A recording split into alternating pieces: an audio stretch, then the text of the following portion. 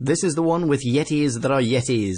Yetis that aren't Yetis. The first appearance of the Great Intelligence and some of the slowest dialogue ever performed on screen. It's called The Abominable Snowmen. Here we go! We're embarking on a voyage all through time and all through space, counting Daleks, Talon, Ood, and the Cybertronic race. Santarans look like taters, and Silurians all have wonky scales. And the Doctor has a TARDIS, we're reviewing all his tales. Who back when? Reviewing all of who there is. Who back when? Subscribe and rate on iTunes, please. Episode by episode, we're trudging down this temporal road. Come join us on this odyssey. What other choice could there be than Who back when? Who back when? Hello and welcome to episode C038 of Who Back When, a Doctor Who podcast, or Docpast. I am Ponkin, yes I am, and it has been a while since I sat down to record a review for you fine people of podcast land. For those of you who don't know the dealio, here it is in, synopsized form. This is a lost serial that I'm reviewing this time around. It is The Abominable Snowmen, a Patrick Troughton adventure, and as you may or may not know, lots of the classic serials, Troughton in particular, I want to say, were lost. We simply don't have them anymore. We have the audio, and there are some recons, predominantly made by Loose Cannon Productions, which are awesome, for the most part. But they are nowhere near as user-friendly to watch, delight in, and review as the fully intact serials and episodes, and as a consequence I tend to do those as solo missions here on whobackwhen.com. This is no exception. I am doing this one on my own. If you prefer to listen to a dialogue rather than a soliloquy, a monologue, then you're in luck, buddy, because most serials are intact, most episodes are intact, and as a consequence I tend to do those with one or two of my fellow co-hosts. So, if that's more your bag, listen to almost any other episode of Who Back When, and you will be fine. Either way, if you're still listening, then, well, you're stuck with me for the next hour or so. We'll see. Here we go. Time for a bite-sized chunk of Who. Bite-sized chunk of Who. Doc, Jamie, and Victoria arrive in 1930s Tibet, where Yetis are allegedly holding a monastery under siege, and an English professor named Travers is trying to prove their existence, even though, big deal, Professor, Yetis appear to be 10 a penny around here. Doc is then promptly and wrongfully arrested for the murder of Travers' colleague and for impersonating a Yeti, while Jamie and Victoria stumble upon Yetis of their own. In fact, it seems everyone can discover Yetis around here except for the Professor who's there to discover them in the first place. Anyway, hilarity ensues. B-Scout over, you are welcome. I have a whole bunch of trivia for this serial as well, but I think I might plop those bits of trivia into the review as I summarize this serial. Before we jump into it, let me just say, well, I already have said this is a lost episode. We only have one episode at our disposal. I think it's episode 2, if memory serves. I should say I watched the recon / that episode quite some time ago. So I'm working off relatively old notes. I also listened to, in fact, on a number of occasions, listened to an audiobook version of this. And the audiobook is pretty good. I really enjoyed it. I will add a link to it on whobackwhen.com. As far as the recon is concerned, though, and I'm basing this solely on the fact that, some of our listeners sent in mini reviews, and we'll get to those at the end of this episode, obviously, but one of those mini reviews contained a reference to an animated version of a recon. Now, I did not see that. I have not seen an animated version. I am sure that if you actually even just Google it or look for it on Dailymotion, you'll probably find it. I didn't. Or rather, I didn't know about it at the time. So I watched a relatively arduous recon by Loose Cannon Productions. That being said, it is still, it's worth watching. Also, before we jump into this episode, one last note. If you are a fervent listener of Who Back When, you'll know that there's sort of a Who Back When vocabulary that has grown out of these reviews. As we've progressed through the classic serials and the New Who episodes, we've come up with a vernacular of our own, and one such slang expression is the Yeti of this story. This harkens back to our review of Marco Polo, which is a William Hartnell serial, and a bloody brilliant one, by the way. And that was a review that I did with fellow Who Back When co-creator, Flapjack, aka Jackhammer, aka just Jack, if you ask him.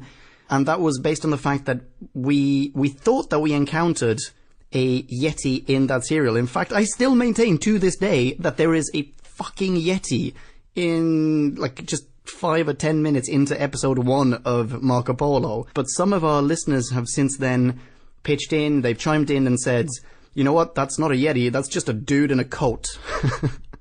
But because, at least at the time, we thought, well, this is a Yeti, and that Yeti then just promptly disappears and is never referred to ever again throughout the entire serial or subsequent serials, whenever anything would appear on Doctor Who that would then be discarded for the rest of the plot, we would refer to it as the Yeti of this serial.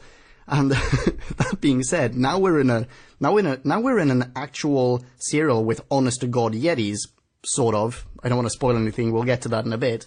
So it feels like we've almost come full circle. This is an important moment in Who Back When history. We're actually reviewing Yetis. Anyway, let's see if they are the Yeti of this story. We'll get to that. We'll get to it when we get to it. Let's jump into this bad boy now. It's a 6-episode arc. We will jump into episode 1. And we open, literally, on a scream. No messing about here. No time to lose. Let's get straight into the horror. Professor Edward Travers is awoken on his campsite by said scream, originating from his colleague or campsite buddy or whatever, as the latter is being murdered by a great big hairy beastie that, the title of this serial will have us believe, is a Yeti. It turns out, by the way, and I think we find out about this later on, that Travers and his companion were in fact there to discover the Yetis. Travers is like the not at all ridiculed authority on Yetis, and seems to know a lot about them, even though he's never been in the area before, as far as I understand, has never actually seen a Yeti, and seems to me like a little bit of a nutbar.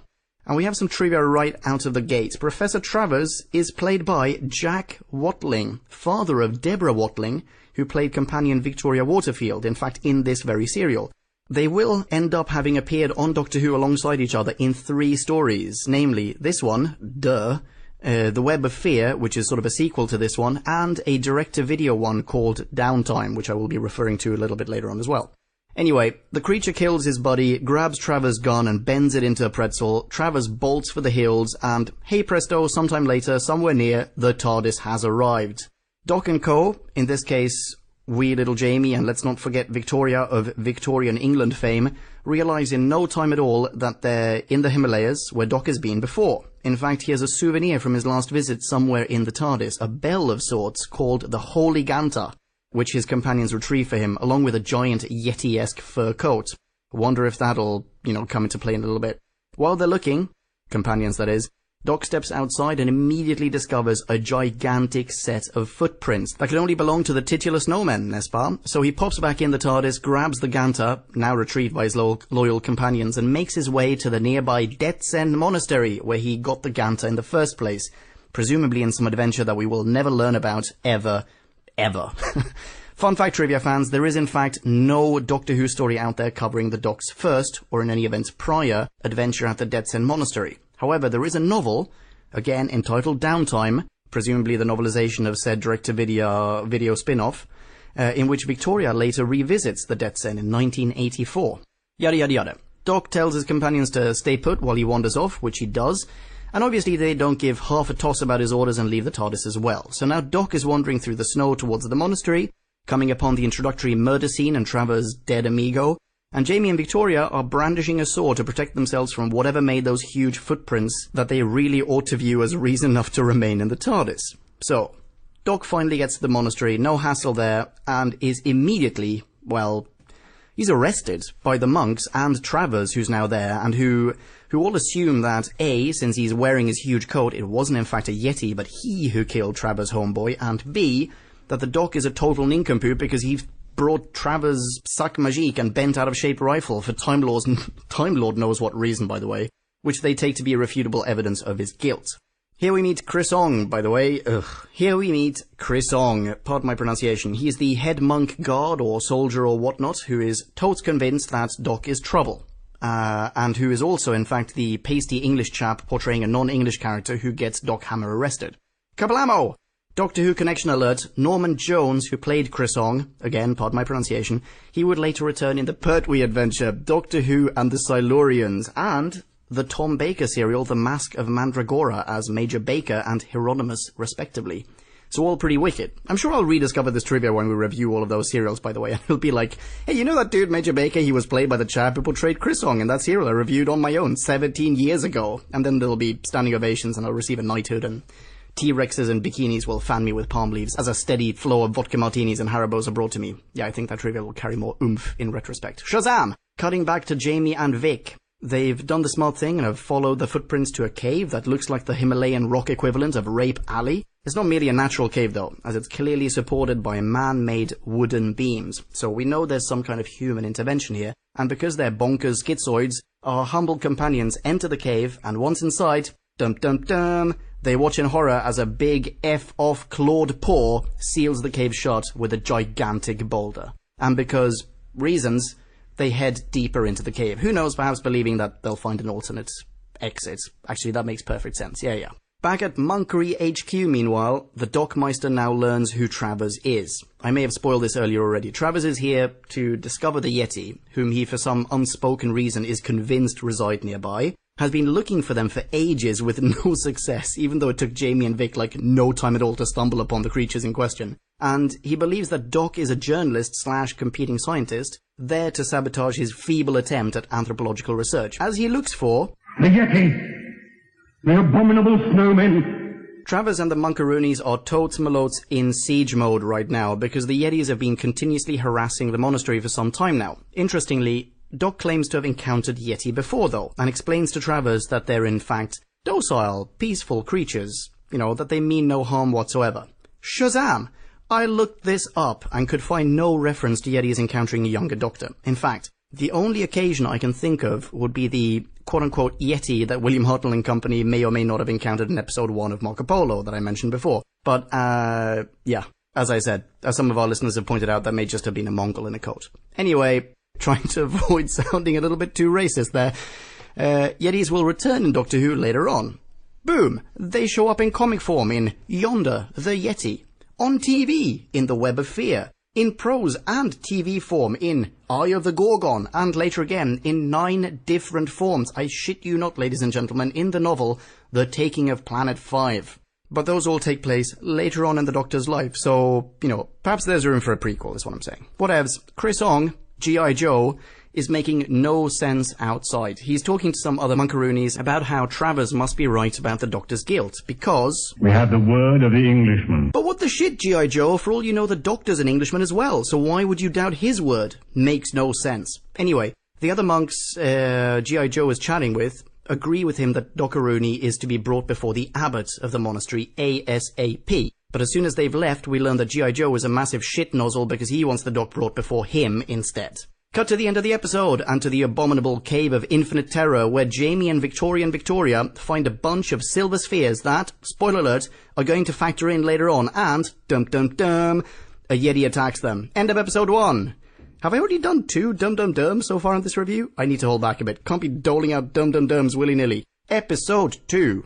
This ep and the next can probably be sped through pretty easily. Still in the cave, the Yeti's attack is going on. We see the great big lumbering ball of fur now as well. Check out the screenshots on whobackwen.com, ladies and gentlemen. Very, very cool. And I should say, by the way, when JD, super duper stupendous and marvelous Who Back When listener Gina Guerrero and I went to the 50th anniversary convention at the Excel in London, we saw an actual, honest to God, straight up Yeti costume there. It was bombastically fantastic. Actually, you know what? I might, fuck it, I'm gonna embed a photo of that Yeti on this page of whobackwen.com as well. So check that out. Anyway, so we see it now, and it is vicious and strong as balls, breaking Jamie's sword in twine and causing quite a fuss. But Victoria and Jamie, henceforth referred to as Vag, cause a cave-in, grab a silver ball thingy by the, ball, and get the S out of D. Kablamatron! We're back in Monkery HQ, where G.I. Joe has sent another monk, Tomini, let's call him Captain No-Balls, to fetch Dockmeister. Captain No-Balls is easier to manipulate than the others though, and Doc manages to actually have a chat with the fellow. He insinuates that he was at the Detsen Monastery some 300 years earlier.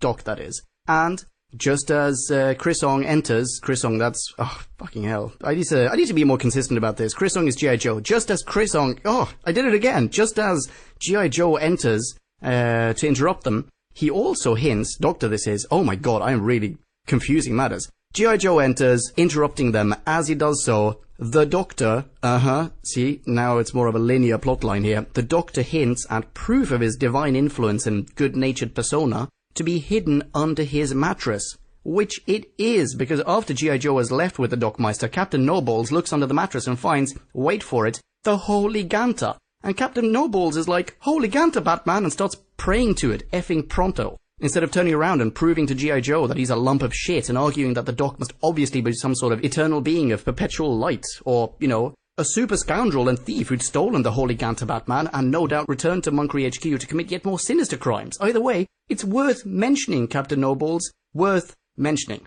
So Doc's now meant to be used as bait to lure the Yeti into a trap set by G.I. Joe, and instead of preventing this from happening, Captain No-Balls, who's now done praying, takes the Holy Ganta Batman to the Abbot, and, pardon my French, fuck me, this is some of the most annoying dialogue I have encountered on Doctor Who to date. Not so much in terms of content, but rather in terms of delivery. The Abbot, Songston, I'll think of a name for him later, is chatting with the almighty leader of the monastery, Padma. Let's call him Padme Amidala. In the slowest, least inspiring, most infuriatingly unaffected way conceivable. Here, have a soundbite. 200 years or more it has been lost to us. How came you by it? It is the master, Padma Sambhava. I mean, the way they speak is so off-putting. It's so slow and monotone. It's like the writer couldn't think of enough things to say and just handed in a fraction of what the director expected, and consequently the direction for this scene was, you know what, just make these words last you 10 minutes. Shit me, I'd rather listen to the Rachnos Queen hiss at me for an hour than have these two slow-mos drone on. Blurg. And also, Doctor Who connection alert, ×2, one of which is, like, totes a maze. So for those of you out there who are spanking it to this review, try to time your climax, so that's that piece of trivia. Numero uno, Charles Morgan, who played Songston, would later return as the Gold Usher in the Invasion of Time with Tom Baker's fourth Doctor. Okay, cool. I can dig it. Numero dos, hold on to your boners because this is pretty badass. Padma Sambhawa, aka Padme Amidala, was played by Wolfe Morris, who, oddly, had previously appeared in a Hammer horror flick called The Abominable Snowman, singular, which starred, wait for it, speed up those strokes, Peter Cushing. Holy shit, Doctor Who himself. Ah, sweet relief. 3 to 5 of you just came. Or should I say of us? For the record, I'm not pleasuring myself by recording this, but with trivia that circular and coincidental, would I even have to? Moving on. I realise I haven't said anything about their appearance. Songston, that's the Abbot, is like unashamedly white. There are some actors in the cast portraying ancillary monkeroonies who appear to not be white dudes in racist makeup. And then there are other actors who are practically in blackface, like the dude who plays G.I. Joe. He's a white guy with shoe polish on his face and a massive fake handlebar mustache. It could hardly be more offensive. Songston, though, he must have appeared on set on day one and just gone, you know what, guys, I think I'm just going to be a white dude. And because Charles Morgan swung such massive star power, no one dared object.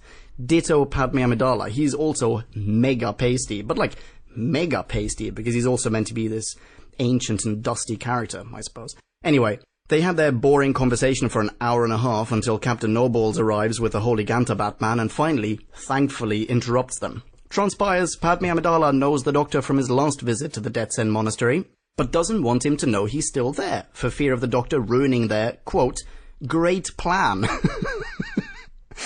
So, A, Padme Amidala must be either over 300 years old or a fellow time traveller, right? And B, he's clearly a shifty MFer with an ulterior motive. Paradoxically, however, Amidala and the Abbot really need a name for him. MIB, Captain No-Balls' memory, and send him on his way, but only after the Abbot, yet to be renamed, orders him to free the Dockmeister and make sure that he's unharmed. But why? Spoiler alert, seriously, if you don't want to hear this yet, then for the next 20 seconds, you know, earmuffs. Padme Amidala is an intergalactic, shit-spackled bad guy, whom we'll encounter in New Who even. He's seriously bad news, and most def an enemy of the Doctor's. Well, this is his chance to kill him. Just don't save the Doctor, let him die instead.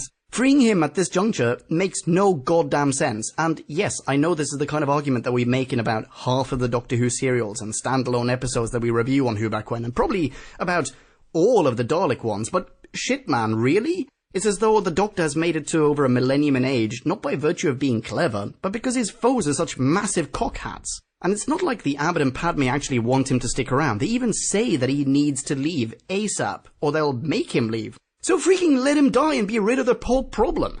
Jeez, bad guys. Ugh. Righto. I said I'd speed this one up. Perhaps I'll speed through the next one instead. Let's wrap up episode 2 quickly first. Okay, Vaj bump into Professor Travers, who first points a gun at them, threatens to kill them, and then turns 180 and goes, oh, you know where there are Yetis? Rad, let's be best friends, and yes, I'll free the Doc as well if you show me where you found him. So, to Monkery HQ they go. Doc is freed by Travers at the same time as he is freed by Captain Nobles as per the orders of Padme Amidala, and the Abbot, who is yet to be named. And Vaj show him...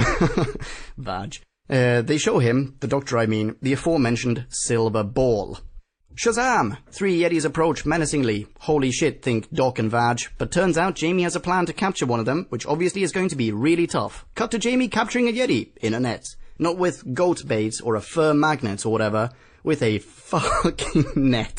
Problem solved. The Yeti collapses, the other 2 Yetis leave, and we end the episode on Doc identifying the captured Yeti as, screw it, this merits another one, dum dum dum, not a Yeti, but a robot. And as though that weren't enough, the silver gonad that Vaj brought back and then stupidly left back in the temple somewhere starts rolling on its own accord, allegedly in the direction of the collapsed Yeti. End of episode 2. Episode 3. Don't really remember what happened in episode 3, to be honest with you, and my notes on it are pretty sparse. The important bits are that suspicions are running high in Monkery HQ, and practically everyone changes their minds. Ugh, how many anyways is that so far, by the way? The monks who previously believed Travers to be a respectable Englishman now suspect that he is controlling the robot Yetis. The monks who previously distrusted the Dockhammer, e.g. G.I. Joe, now think he's a cheerful good guy. The Dockmeister, who was recently S&M'd by G.I. Joe et al., and who legitimately should be thinking, screw these mofos, is now thinking, man, they're swell. And Captain Nobles, though this is merely inferred, proves he has balls and wants to use them because he suddenly buddies up to Victoria and Victoria. We do also learn who is controlling the robot Yetis, though. It's Padme Amidala, and I'm pretty sure this is also where at some point during the 10 minutes of expository slow-motion dialogue between him and Songston, who still needs a nickname, we learn that Padme Amidala is in fact none other than the Great Intelligence. That's amazing. This is the first appearance of the Great Intelligence, a foe whom, as you know, we'll encounter throughout Doctor Who, classic and new, many, many times. The last time we did, I think, the Great Intelligence jumped from the great giant snow globe of infinite wisdom into Richard E. Grant, where E stands for Withnail. Have you seen Withnail and I, by the way? One of my favourite films ever. My buddy Rick and I would watch it about once a month for a year, to the point where we knew it by heart, and I'd overanalyzed every scene in it. So do yourselves a favour and watch it. Okay, so anyway. Another anyway. Ugh. The Great Intelligence, aka Padme Amidala, is controlling the Yetis, and he's doing so using what is pretty cool and totally moronic at the same time. Namely, a giant map with recognisable by effing anyone Yeti avatars on it. It looks like General Schwarzkopf moving pieces around a map. I like that part of it. But he's intelligent. And great, right?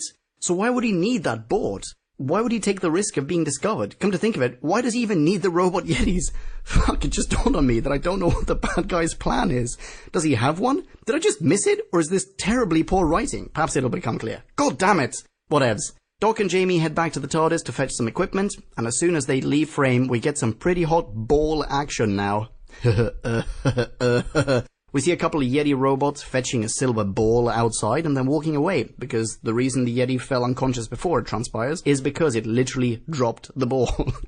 Literally. And then the silver ball in the temple rolls all the way into the captured Yeti, thus reactivating it, which I think you'll agree with me is pretty fantastic. Anyway, we close the... Shit, was that another anyway? We closed this episode on said awakened Yeti attacking Victoria and Victoria and her new would-be boyfriend, Captain No-Balls. End of episode 3. Episode 4. Boom! The now fully conscious, not Yeti, Nyeti. Oh my god. Nyeti! I nailed it. Are you kidding me? I'm so proud of myself. Everyone take 5. That was inspired. Okay. I'm okay. The Nyeti full-on Rathtars out of Monkery HQ. Nothing the monks can throw its way will stop it. Spears? Nuh-uh. Swords? Forget about it. Before they know it, the Nyeti is out of there. God, I love Nyeti. And where does it go but the Cave of Infinite Bollocks, where it bros down with Songston, who still doesn't have a nickname. This is where I'm a little confused though, because as far as I can remember, and TARDIS Wikia actually confirms this, Padme Amidala is possessed by the Great Intelligence. As in, the Great Intelligence is actually a separate entity altogether, but just as Withnail was taken over by the Snow Globe in Matt Smith times and thus became the Great Intelligence, or vice versa, you get what I'm saying? Just like that, Padme Amidala is the Great Intelligence, right? But what happens next is that Padme starts chatting with the GI, Great Intelligence, as though they're separate again. But they're one, so how is that possible? Shit snacks, I don't know, doesn't matter. The GI and or Padme Amidala announces that the Great Experiment is about to begin, which rings a nasty bell since we literally just reviewed Daleks in Manhattan, where they have about 15 different final experiments. We don't find out what the Great Experiment is just yet though, will we? I cannot remember. Either way, Songston, aka Mr. Apparently Doesn't Merit a Nickname, does some sci-fi hocus pocus and pops a metal pyramid inside a cave. It starts to glow. We understand that something pretty great and experimental is going down. And then he gets the S out of D. Professor Travers of... Wait, does he also not have a nickname fame? Watches and moves into the cave on his own. What a clown! He watches as the pyramid glows and grows even, and then finally makes a terrifying noise that sends him running for the hills. The pyramid, that is. As in, fucking hell. The pyramid makes a terrifying noise. He runs for the hills. You understand what I'm saying. You're smart people.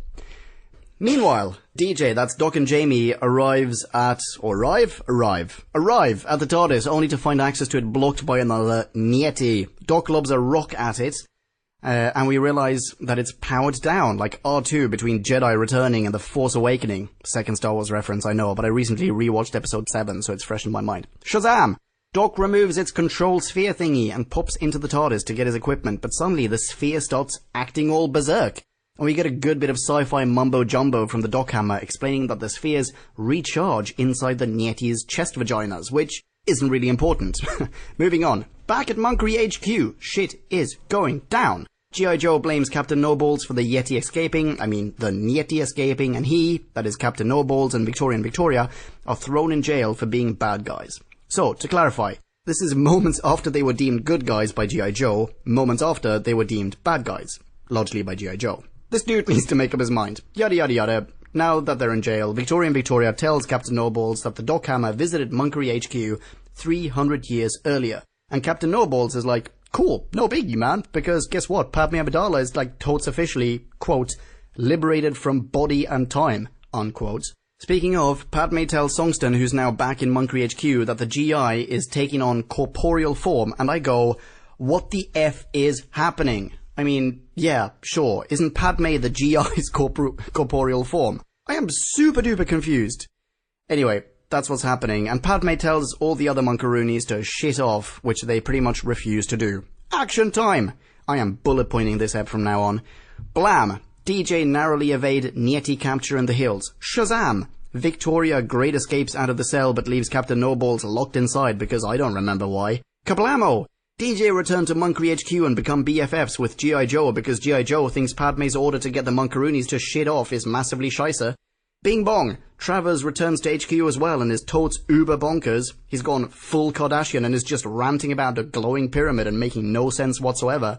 Anti-penultimate bullet point noise! Did you think DJ were free and easy? Guess again, gringo, because now they're imprisoned instead. Penultimate bullet point noise! Padme orders more Yetis into the monastery. And final bullet point. Boom! Shazam! Kablamatron! Victoria meets Padme Amidala, and he is, as discussed earlier, wait for it, an old white guy. End of episode 4. Episode 5. Victoria sees Padme's Yeti board game, but it doesn't mean wiener, because Padme Men in Blacks her and just sends for even more Yetis, and now they're freaking pouring into the compound. And then all of a sudden, the Yeti are ordered out of the compound, and they pour back out, killing a Monkerooni in the process. So that plot point, them arriving I mean, is pretty much just instantly reversed. Makes no sense. Padme Amidala is not super pleased by this, and now chit-chats with the GI again, who tells him to, 187 the Dockhammer. Ugh, let's bullet point some more. Boom! Travers awakens and his totes malotes fine in the noggin again. Blam! Victoria is now under the spell of Padme Amidala and or the GI and tells the other monks to F off. And then DJ are freed and Doc seeks out Padme Amidala because Captain No-Ball says Padme's an old friend of his from 300 years back. And he's probably thinking, dude owes me some money. Cut to Padme Amidala, who's chit-chatting with the GI about having helped it bring the world to its end. That is a quote. Shazam! Dockmeister cockblocks Padme and GI, and we learn that the GI was this shapeless galactic energy that arrived in the Himalayas, took over Padme's body, exactly right, and forced him to conduct some sort of experiment which it turns out was intended to end the world as I understand it. But what the fuck? The GI has been in the monastery for over 300 years. It was there the last time Doc stopped by, and the experiment literally only just started. We heard it start. Is it already over?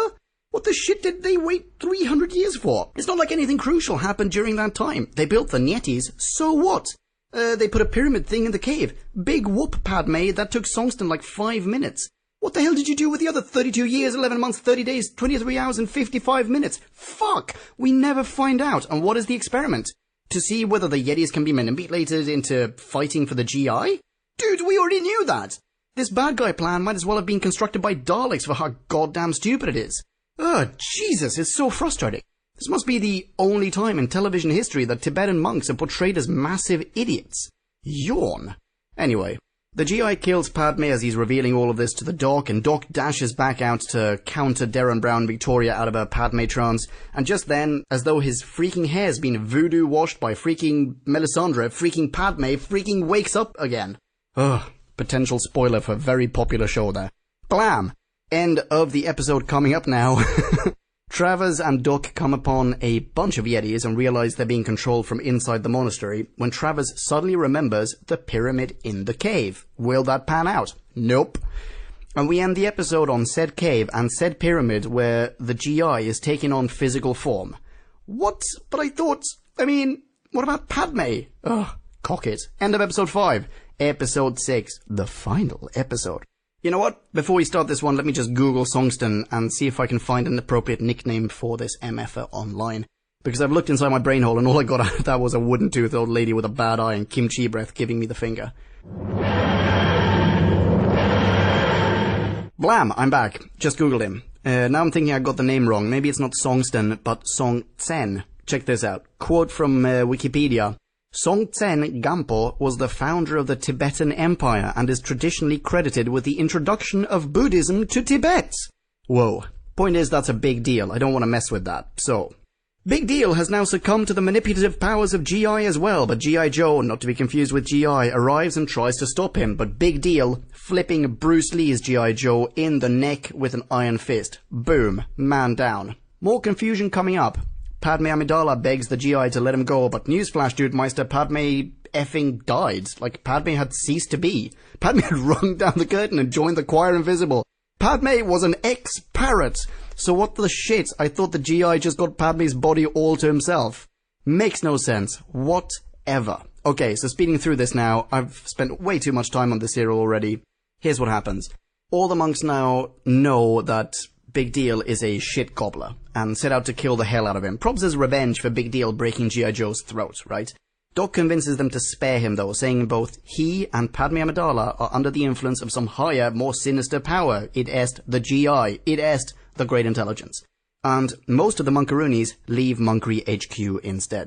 So now we've got Team Good Guys comprising Doc Hammer, Vag, and Captain No Balls, and Team Bad Guys comprising not Big Deal, not Padme, the GI, and a nut ton of Yetis. Travers, meanwhile, pops into the ball cave to destroy the shit out of the pyramid. Which he does? Does he? I'm not sure he does. We then get a bunch of exposition as Doc gets his hands on Big Deal, and he, under hypnotic suggestion, explains what's going on. Here's basically what he says. The GI made Padme Amidala ostensibly immortal, and over the course of, 200 years, 250 years, whatever, they built all of the Yetis. By they, I'm assuming they mean Padme Amidala, right? Because the GI is just this energy blob. So, over the course of 200 and something years, Padme Amidala built all the Yetis. Okay, so far I suppose that's a solid plan. What did the GI want though? What? Explain to me. Here's what he wanted. He wanted total command of the cave. What? Way to think big, GI. And then later on, the GI apparently got greedy and decided it wanted control of the whole mountain instead. Wait, a mountain? First a cave, then a mountain. Wait, 1 second. Let me see how best to frame this. What the fuck, Great Intelligence? You were a legit intergalactic energy monster. Think big. Stay in space. A mountain, let alone a cave? That's not a step up, dude. I just don't get it, man. I think I've given up on you. Anyway, 83rd anyway of this episode, I reckon. Big Deal reveals that the Yeti control is behind Padme's throne. Victoria also gets some Tibetan kryptonite in the form of a prayer to protect her from GI hypnosis, and not just any prayer, but the Jewel of the Lotus prayer. Bullet point time again. Boom. Travers is finding it difficult to scale the mountain and reach the cave because the mountainside is covered in this gloopy, barfy splooge. Not kidding.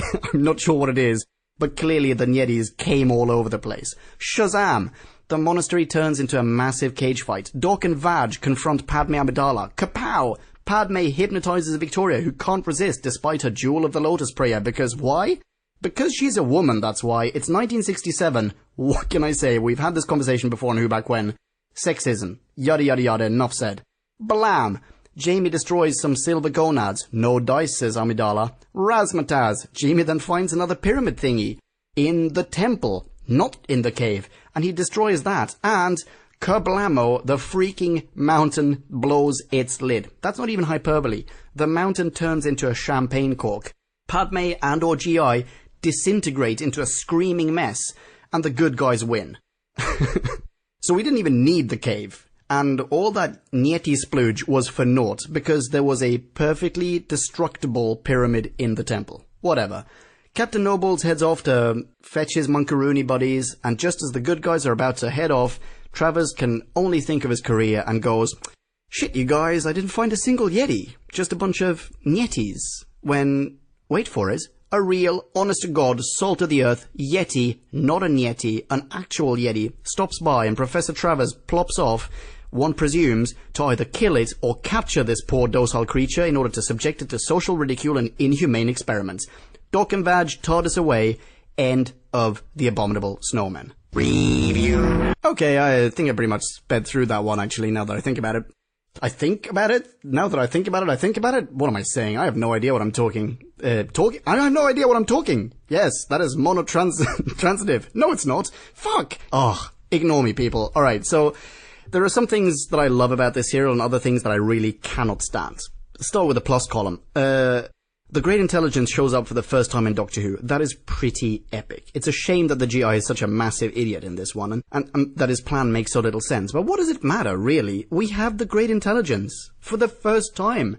And I'll be honest with you, I didn't know. I could not remember that the Great Intelligence was a classic foe. I thought it was a new one. I am mesmerized. I am razzmatazzed by that. Troughton fits into the plus column here as well. He's clever and hysterical. I get much of the same vibe from him here that I got in Power of the Daleks. Liking it. The setting too is a major turn on for me. Himalayas, awesome. Tibetan monastery, behold my boner.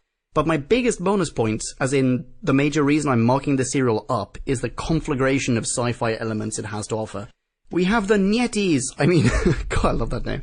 I mean, seriously, you think there are Yetis? Yeah, rad. That's already something I'd expect to find in a Doctor Who serial. But then, what's that? They're not Yetis? They're robots posing as Yetis? Well, I'll be blown by an alligator's hand puppet. That is effing crazy balls.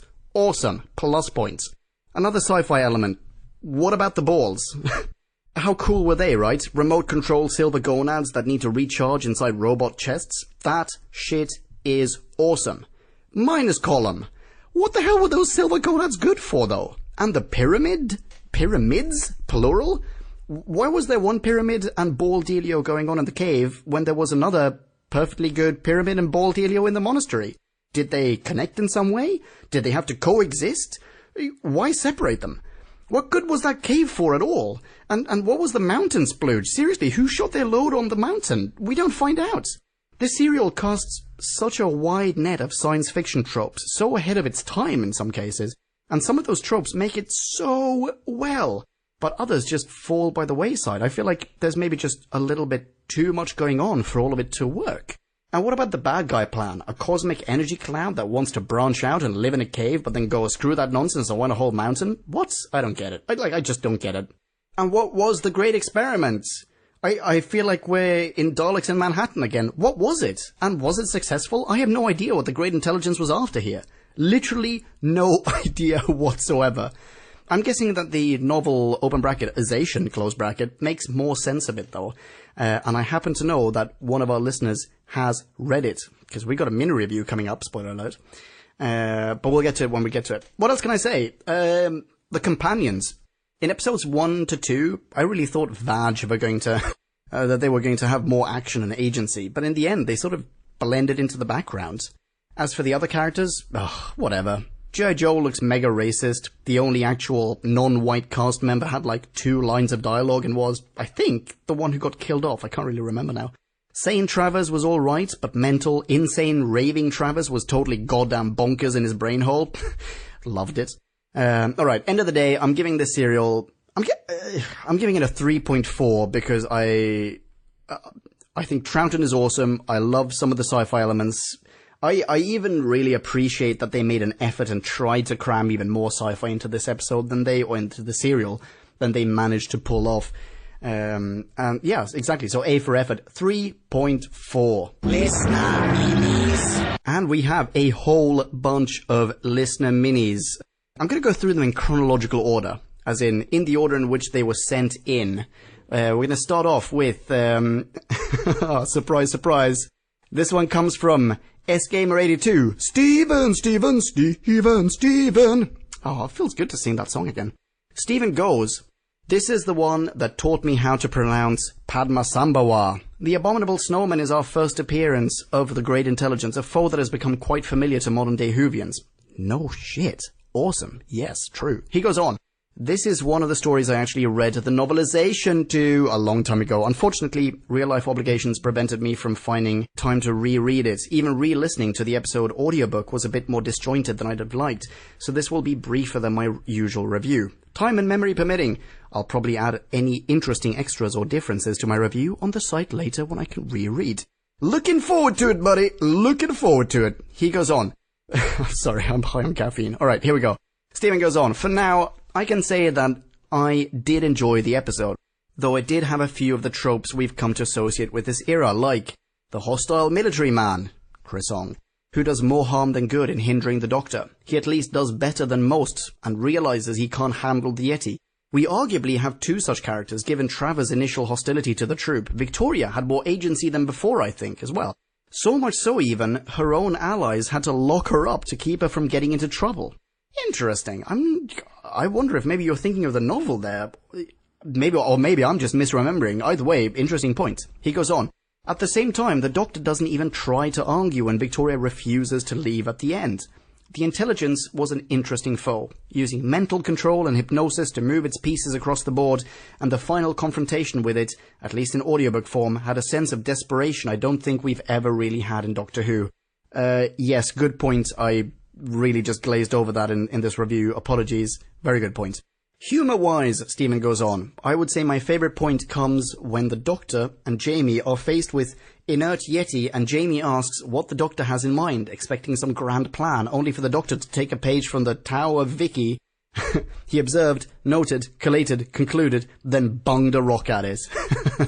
The biggest downside to my mind is that it reused the gimmick from the Macra Terror, where a major antagonist was a never-seen, unquestioningly obeyed leader. Before it was the Macra through the colony controller, here it's the Intelligence through the Padme Sambawa, and him through the Abbot or Victoria.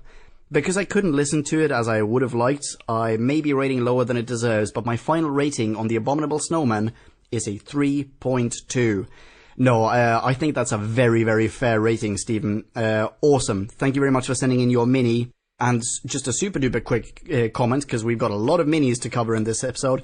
I love the fact that you've made a reference to other hostile military men. I had not thought about that. We get that in a lot of serials. We got that in, was it Moonbase? Was it Moonbase? It wasn't Moonbase. Shit, now I'm misremembering. We got it in the first Cyberman one. What was that one called? 10th Planet, that's what it was called.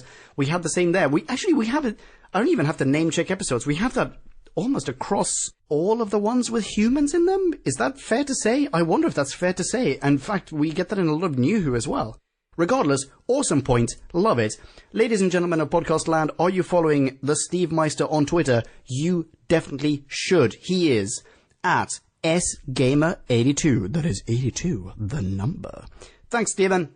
Next mini review comes from Chris. Maybe that song needs a little bit of polishing. Sorry, Chris. Right. Chris goes. So I've read The Abominable Snowmen by Terrence Dicks, and this serial makes a lot more sense. Yes. Thank you very much, Chris. Holy smokes. We've got 2 listeners so far who have read the novel. Awesome. Okay, and I guess this as well, that it would make more sense if there's just more content. Alright, here's what Chris says. First off, I would like to note that this was the first of the Target novelizations, and I quite liked it. As a sidebar, I wonder if there will ever be a literary Who review from Who Back When. I was able to read this in about 4 hours. Think about it, Pumpkin. I am thinking about it, Chris. Terrence Dicks, he goes on, also gave some additional explanations about the past of the Great Intelligence, which wasn't featured in the TV serial. He was from another universe and only stumbled upon Earth through hearing the most powerful mind of Padme something Vader. Vader? Vader. It's how I heard it in the serial, and I couldn't hope to pronounce the spelling, he says. Padma Sambawa. So that's my nickname. I like it. Padma something Vader. And yes, we've actually talked about this quite recently because someone, sorry, this is a little bit of a tangent and an incredibly rude interruption. I apologize, Chris. But we did actually talk about having a literary review on Who Back When quite recently because we were offered review copies of, I cannot remember what the book was called now, a Doctor Who novel, and also not sure if I'm allowed to say it. But we decided to skip that one because it was short notice, and as you may or may not know, I was away for like 2 months there. Sorry for the delay in dropping this episode. But either way, yes, we will. There will be a novel review, probably as a bonus episode though, not as like a channel. Anyway, Chris goes on. Here is what viewing the episodes looked like to me. DJV, look for a bell that Doc got the last time he visited the monastery, and gets attacked by a Yeti. Episode 2, perfect quality, no need to summarize. Then 3 through 6 gave me this information. The Yeti are robots. There is a silver ball that makes an annoying noise as it moves on its own to the Yeti. The Abbot and Padme something Vader controls the Yeti for some unknown reason, and then some fog on the mountain scares everyone and the serial ends. I gave that a 1.0 in my initial review, but the book helped greatly. Wait. Before I jump into your next paragraph, Chris, first off, that's possibly the best summary of this serial I have I have heard to date. Even though I think maybe your rating is cruel. 1.0, Jesus, have a heart, man. And 2, it was smoke? It was fog? Sorry, it was fog? Was it really? I thought it was splooge. I thought there was like gloopy gloppy barf all over the mountains so that he would just slip and stuff. Anyway, I don't know. You read the novel, you know more about this than I do. Let's see, here we go. Chris goes on. I would now like to revise my summary. Oh, god damn it. In the serials, all I got of Travers after the first two episodes was that same still image and him talking to himself. His storyline is much more clear in the novelization. He knew full well that the Doctor hadn't attacked his friend when he made the accusation, but only did so for fear of the Doctor trying to steal his glory at finding the Yeti. Travers is the first to discover that the Abbot is involved with the Yeti when he follows the Abbot and his Yeti escort. Travers also tries to shoot Padme something Vader to save everyone at the end, which doesn't work. Which, actually, yes, he does that in the recon as well, which I completely forgot to mention. Anyway, he goes on. Several of the monks are much more interesting than in the serials. Tomney and Victoria, Tomney, that's Captain Nobles to you and me. Tomney and Victoria develop a strong bond as Victoria pushes Tomney's buttons about always doing what he's told, and Tomney continually trying to protect Victoria, who doesn't really want his help. Chris Ong, that's G.I. Joe, has the most interesting character transformation. He goes from savagely against the Doctor to skeptical about the Doctor to going along with the Doctor. I'd seen the recon of the serial several times and never understood why the Yeti and Travers were so beloved to bring them back later that season. But now I get it.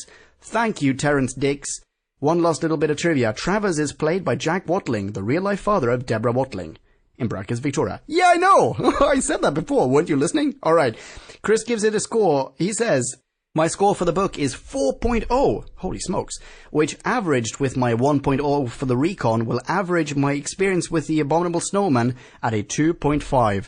And there it shall stay. Awesome mini review, Chris. That is fantastic. Super interesting. I mean, You know, I'm not gonna lie, I'm not gonna read this novelization.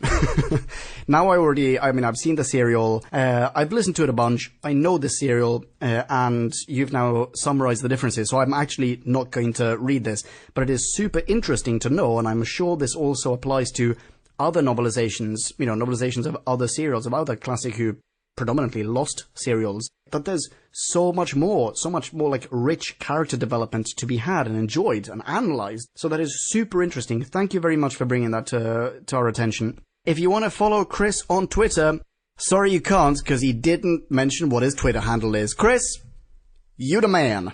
Next one. Here we go. We only have one more listener mini to go. It is bordering on a maxi.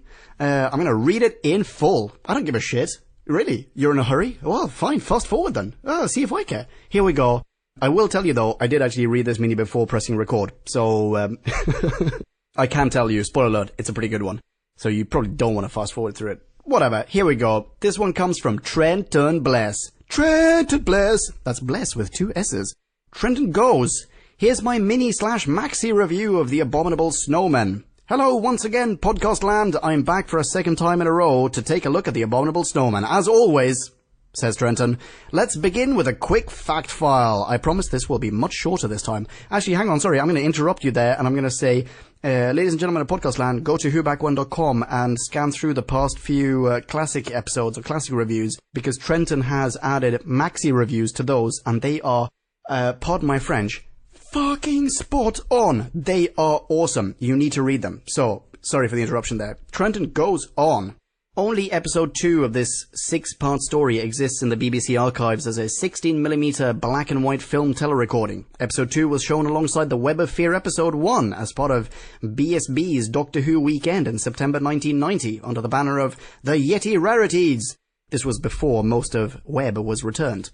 The North Wales mountain pass at Nant Francon. That's my pronunciation there. Actually, no, that's exactly how you pronounce it.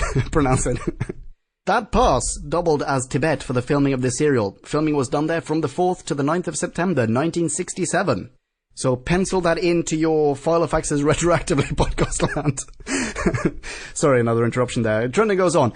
According to Jack Watling, one of the actors playing the Yeti fell hundreds of feet during filming and was feared dead, but was merely inebriated, and fortunately cushioned by the foam rubber inside the costume. And with the short fact file out of the way, let's get on with the review. If The Abominable Snowmen were a stick of rock, it would have Doctor Who running through it. Few stories scream out the show's name and capture its appeal quite so precisely. Here's that list of ingredients. Unusual setting, huge and threatening monster, creepy malefactor, clear storytelling, really? And that killer concurrence of personal peril with widespread jeopardy. Other adventures fit the mould, but not with such atmosphere and ingenuity. Oh, interesting, okay. The sad thing is that only episode 2 of the story exists. The recons I watched were good. They were in pretty good quality. Oh, not mine. God damn it, man, where did you find these? He goes on. It also helped that there were some animated portions. This is what I was talking about before. I did not see the animated bits. You saw a much better recon than I did. Alright. Jesus Christ, I just keep interrupting you left, right, and center, dude. Sorry about that, man. Alright, he goes on. But it doesn't really do this serial justice, does it? If there's a serial that I want more episodes of, besides the obvious ones like The Daleks' Master Plan, Power and Evil of the Daleks, it would definitely be this one. Writers Haseman and Lincoln people their landscape with compelling characters, as well as the misguided but essentially decent Travers, the monks, wrestling a clutch of hard-to-pronounce but authentic-sounding names, are nicely delineated. The best of them is Padme. It's an astonishing vocal performance by Wolf Morris as the alien-possessed llama, switching from modulated compassion to spat-out malice. And there's something searingly gruesome about his crumpled countenance. My God, you are a very good writer, Trenton. Very good writing. Not sure I agree with the point you're making, though, because, man oh man, his vocal performance really bummed me out. Alright. Trenton goes on. Another way in which this unusually lean 6-parter stands out is in its lack of music. Try to imagine such an approach working in today's era of wall-to-wall scoring. Silence versus total music. There's no right or wrong answer. After all, it's the variety of approach that has kept the show running for so long. but here it enables the sound of wind whistling through the cloisters to create the mood, and for the actors to do more with their voices, as well as Morris's dual lead vocals throughout. Patrick Troughton's subtlety in talking down an entranced Victoria in episode 5 is also marvellous. It's also interesting to note that Deborah Watling's father, Jack, joined up for the serial as Professor Travers. There's an interesting story about that, actually, and he puts in quotes, "Dad and I were like mates," Deborah said. "Pat, Fraser and he got on like a house on fire. One day I lost them all and later found them at the back of the catering van having a few brandies to keep warm. I asked for one, but they said I was too young. I was only 19. Now that's a good little story, isn't it? Says Trenton. Yes, it is. And me oh my, did Deborah Watling lead a sheltered life. Alright. Overall, Trenton concludes, this story is definitely classic material. It's such a shame that this serial is almost completely gone. With only the second episode intact, we only get a flavour of the Yeti here. Only a taste of the great intelligence here. But only 3 months after this serial's conclusion, the Doctor will have another encounter with these menaces, and luckily next time we can get all but a small piece of the Yeti candy bar. It's still missing bits, but we still have a majority of the candy bar. I'm going to give this story a 3.8 out of 5. It's a classic, but I can't give it too much more because of the missing episodes, and I'm not going to be as generous as I did with The Tomb of the Cybermen. Next time, the Doctor, Jamie and Victoria go from a cooler to the freezer. You'll find out what I mean. So far, the serials have been set in cold places, the ice tombs of Telos, the Himalayas, and next time another icy place. Ice seems to be the theme so far. Talk soon. Trenton, thank you for an astonishingly Maxi mini. Awesome. I say astonishingly, I mean astonishing and astonishingly. Ugh, you get what I'm saying. I'm paying you a compliment. I had not even considered. I'm just going to pick out one single thing here that you mentioned because, I mean, every paragraph just is mesmerizing, but one thing really stands out as something that I didn't even consider myself, and I had forgotten that I'd read about it before I pressed record. The lack of music. I didn't even consider that. That's almost revolutionary in terms of filmmaking or, TV producing. TV producing? Producing TVs. I make TVs for a living. You get what I'm saying. Anyway, either way, that's pretty revolutionary. Awesome stuff. Thank you very much for pointing it out. If and when I re-listen to it, and I probably will re-listen to the audiobook at least, because it's in my iPhone and I'm too lazy to replace it with another one for a while. So, yeah, I will consider that. Awesome stuff. Thanks for your review. Ladies and gentlemen of Podcast Land, if you want to follow Trenton Bless on Twitter, you can. Guess what his Twitter handle is? Good guess. It is at Trenton Bless. That's Bless with 2 S's. Thanks, man. Okie dokie, that's all we've got this time around. Stay tuned for even more stuff, because that's sort of how podcasts work. Our next Classic Who review is going to be of The Ice Warriors. That's right, the introduction of Ice Warriors in the Whoniverse. Very, very cool stuff. And if I'm not mistaken, that is a largely intact serial, so I don't think I'm going to be doing that one on my own. Our next New Who review is actually going to be recorded in about 4 days' time. Yeah, it's Saturday today. We're recording it on Wednesday, the chaps and I, and it's going to be a review of Evolution of the Daleks. Be sure to listen to our review of Daleks in Manhattan before you listen to that one. I hate that episode. It's utter nonsense. I think that review is going to be fun. And our next audiobook review, or Audio Who review, is going to be The Scapegoat, which I'm not overly fond of, but, it's no Wirren Dawn.